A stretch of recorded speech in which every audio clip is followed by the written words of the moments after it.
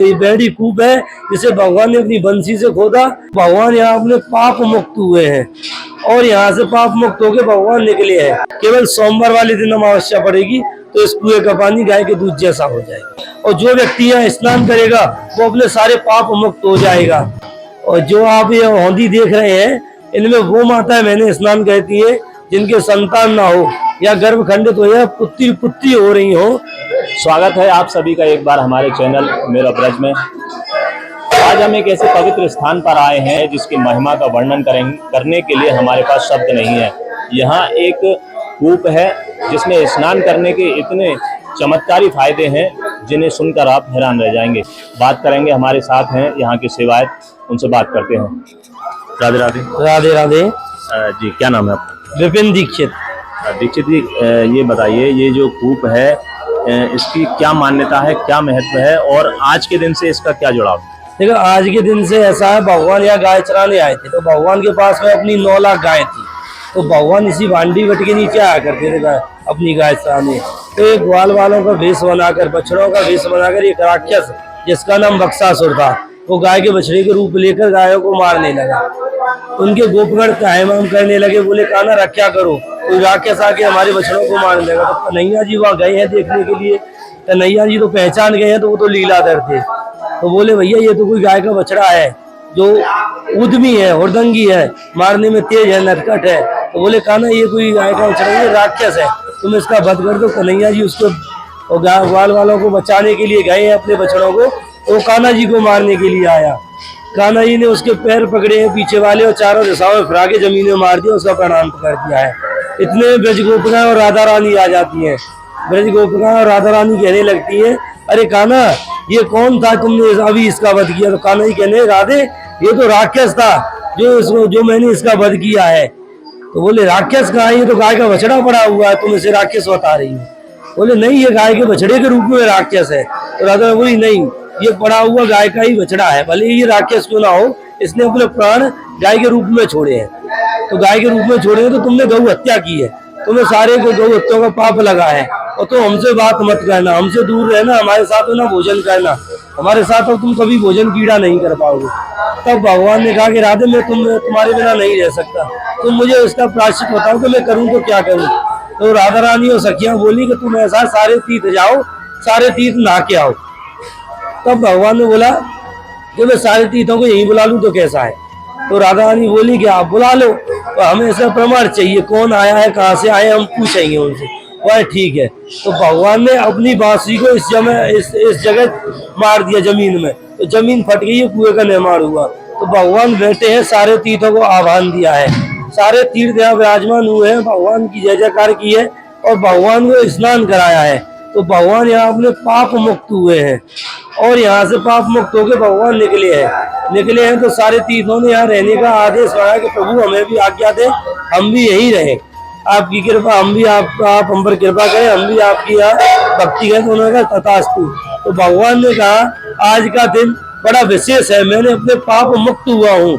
इस स्थल पर, इस बैड़ी कूप पर आज के दिन जो आ जाएगा, जो भक्त यहाँ आएगा, सोमवार और सोमवार की अमावस्या ये दिन आएगा। कलयुग में भी ये दिन अगर आता है, सोमवार पड़ता है, उसी दिन अमावस्या पड़ती है, तो इस कुएं का पानी वो गाय के दूध जैसा हो जाएगा, सफेद कलर का बन जाएगा और जो व्यक्ति यहाँ स्नान करेगा वो अपने सारे पाप मुक्त हो जाएगा, पापों से मुक्ति पा जाएगा और इसकी परिक्रमा करने से ही उसे 84 को इसके परिक्रमा का फल प्राप्त होगा, मेरे 14 अवतारों का फल प्राप्त होगा।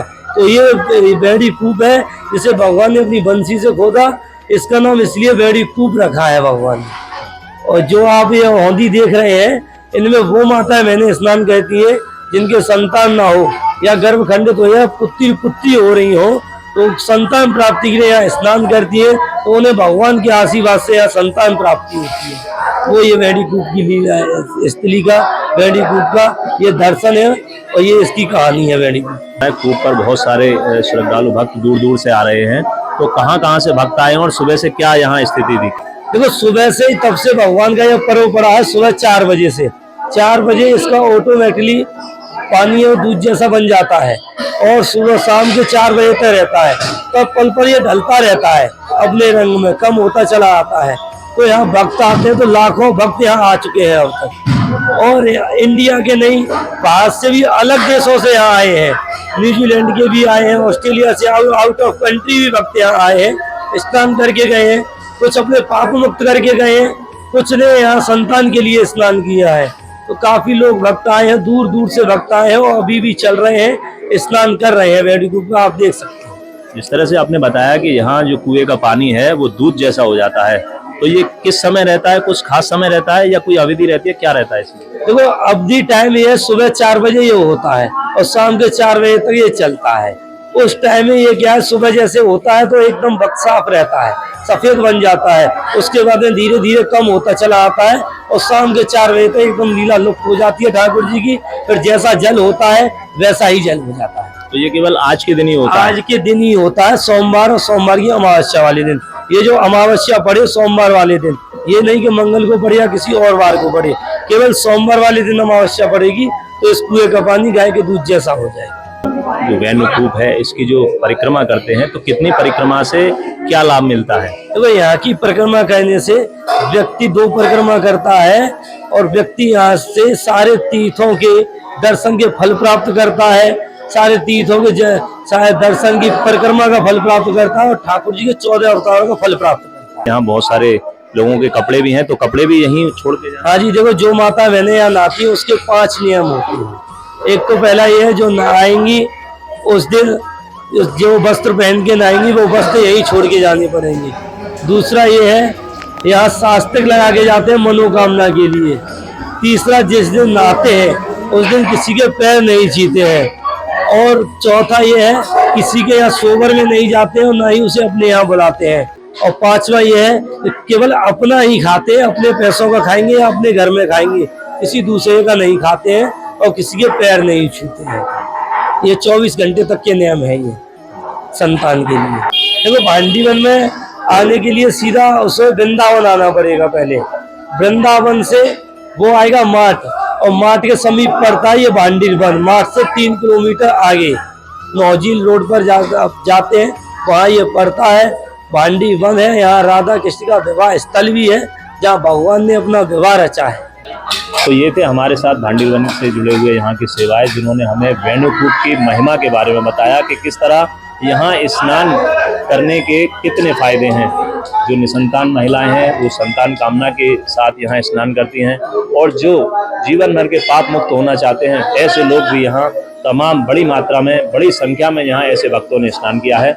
अगर आप भी यहाँ आकर स्नान करना चाहते हैं तो जब भी वर्ष में सोमवार के दिन सोमवती अमावस्या पड़ेगी उस दिन आप यहाँ आकर के स्नान कर सकते हैं और यहाँ का आनंद ले सकते हैं। राधे राधे। यह दिव्य स्थान माठ के पास भांडीवन में स्थित है। अगर आप भी यहाँ आकर वेणुकूप के दर्शन करना चाहते हैं तो पहले आपको वृंदावन आना पड़ेगा। वृंदावन से यमुना जी पार कर माठ से करीब 3 किलोमीटर की दूरी तय कर आप यहाँ पहुँच सकते हैं। आपको ये वीडियो कैसी लगी हमें कमेंट कर ज़रूर बताइएगा। अगर वीडियो अच्छी लगी हो तो लाइक करें और अपने साथी मित्रों के साथ भी शेयर करें।